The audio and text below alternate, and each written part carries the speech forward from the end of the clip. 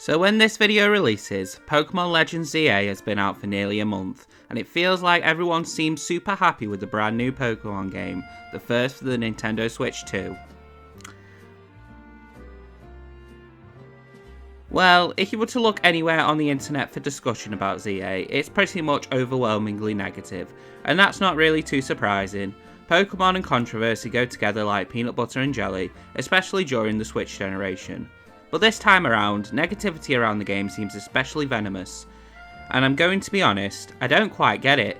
Is the game perfect? God no. It's got plenty of problems, like any game does, but I would say overall it's a fun game, and I had a great time with it. But that's not what people want to talk about today, as by now most people have given their piece on whether they like the game or not. I don't think I can add anything interesting to the conversation. I like Pokemon game, wow, me and millions of other people. No, I want to discuss this toxicity that's not only plaguing Pokemon games, but the whole gaming community as a whole. It's been said before, but according to the internet, a new game release can only be one of two things. One being that a game is a 10 out of 10 masterpiece, it can do no wrong and spawns a devout fanbase that will defend any hate aimed at the game, it can do no wrong. Or if a game isn't a 10 out of 10, a game is mid or trash, or the internet's new favourite word to describe games that they don't like, slop. Which is a word I really don't like to describe a lot of games. I wouldn't even say are great games, but perfectly fine games. But the internet will proudly tell you if a game isn't a 10 out of 10, it's slop. Games in recent memory that I've seen or heard referred to as slop is baffling. Every game is not going to be an Expedition 33 or Baldur's Gate 3. And I think what you want about modern Pokemon, I don't think any of them are anywhere close to being considered slop. But that puts out the question, why? Why is negativity so rife in gaming discussion in recent times? It's always been a thing, but with the explosion of the internet and more people than ever having a voice, some of those voices are inherently going to be negative. But it feels like there's a whole sub-community of people who thrive off the negativity of when a big profile release comes out and it isn't a flawless masterpiece. Recent examples that come to mind, the first being Silent Hill F, the first brand new original Silent Hill game in over 10 years, and despite the fact that F is quite a drastic departure for the series in terms of both setting and gameplay, despite that, the game has done rather well for itself in terms of sales and reception. A bit of discourse from hardcore Silent Hill fans, but fan sentiment is fairly positive on the whole.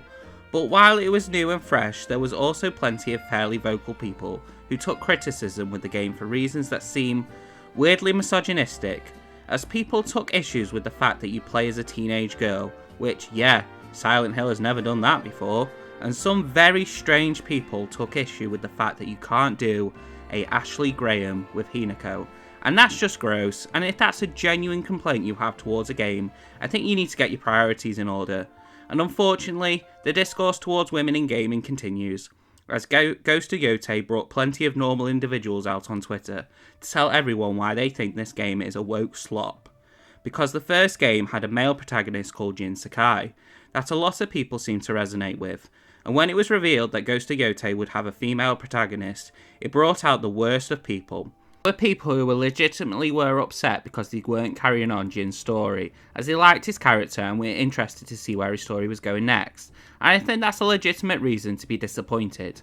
What I don't think is a legit reason is being disappointed that Atsu is a woman, and for some particular reason, people are mad that she's not a quote-unquote conventionally attractive woman, and this image was doing the rounds on social media, and honestly, I thought it was a joke at first. But then after doing some digging and finding out, no, this is real, it's just further cemented my point that people just don't need to have any sort of valid reason to spew their hatred towards a perfectly fine product. And then there's Pokemon Legends ZA, which of the games I've discussed today is the game with the most discourse around it. And honestly, most of the discourse around the game can be considered pretty valid, as modern Pokemon has been for a lot of people very disappointing, especially considering that Pokemon is the biggest money-making franchise in the world.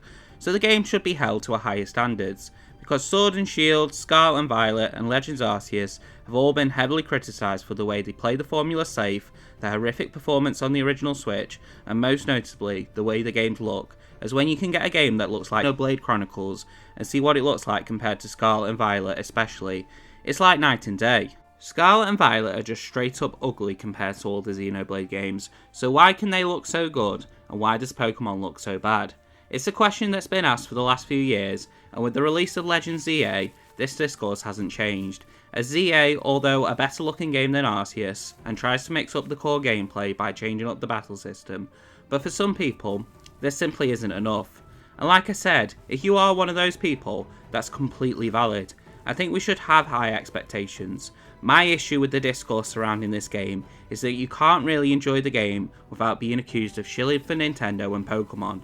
I, someone who has grown up with both Nintendo and Pokemon, I'm someone that is the demographic of a shill, who will buy anything they pump out, but in reality, I believe I and many other people who are in similar situations to me, we grew up with the franchise, we have seen what Pokemon can be, and grew up with the peak games in the series, releasing year on year, Platinum, Heart Gold and Soul Silver, Black and White 2, all released within 4 years. These are what I, and I think most people think, are the best games in the series.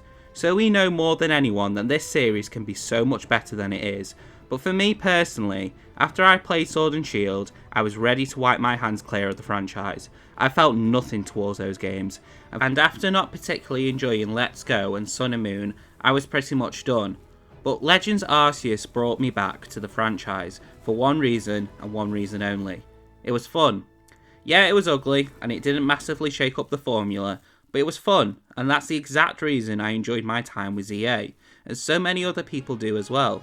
But trying to have a discussion is exhausting, and truly has soured any sort of discussion that we can have about this game, and all the games I mentioned, as there's so much unnecessary hate. And this is just talking about a handful of games that have released in the past 2 months. If I was to go through the discourse of every major release this year, we would genuinely be here all day. But my point is that video game discourse has become so exhausting and just not coherent enough, to the point where you can't even have a discussion with anyone without it becoming rage bait. And I get it from a content creator standpoint. Unfortunately, negativity sells more than positivity. But seeing videos titled, X game ruined my life, stole my wife and burned my village, is tiring. As to me, the idea of trying to have a proper conversation about the game's shortcoming is null and void, as you only want to farm negativity for views. And as someone who in real life has no friends who like games as much as myself, I come to the internet to try and find like-minded people, but that's becoming harder and harder as the years go by. Not you guys though, you're great. And that's why I want to keep this channel a relatively positive place, as no game is above criticism, but criticism needs to be valid, aka not what Silent Hill and Ghost of Yotei criticism was. And if someone does like something you don't invalidate someone else's feelings, like people have been doing for Legends ZA. Remind yourself why we play games. It's for fun, and some people seem to forget that nowadays. If you stay to the end, thank you, I really do appreciate it. If you liked the video, please consider liking and subscribing, and leave a comment and let me know what game you think has been overhated this year, because I think there's way too many. So thank you for watching, and hopefully I'll see you again.